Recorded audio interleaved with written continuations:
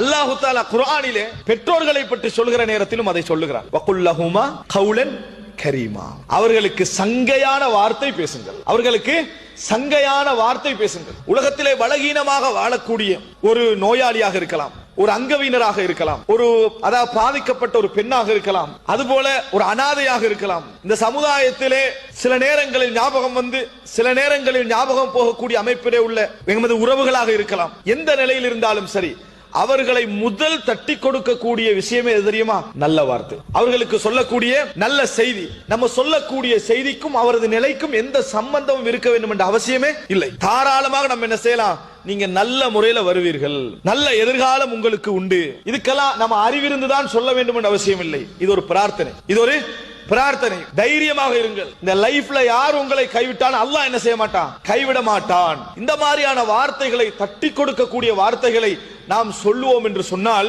அது ஒரு பெரிய ஒரு உற்சாகத்தை ஏற்படுத்தும். ஆனால் மிகவும் கவலையான விஷயம் என்ன என்று சொன்னால், இதை தெரியாத நாம் பிறர் எங்களுக்கு அந்த மாதிரி நல்ல வார்த்தைகள் சொன்னாலும் ஃபார்மாலிட்டிக்கு பேசிட்டு போறான்னு சொல்றது, அதுக்கு சொல்றது என்று சொல்றது. இவன் ஒரு நயவஞ்சகத்தனமா என்ன செய்யறான்? சொல்லிட்டு போறான் அப்படி என்று சொல்றது.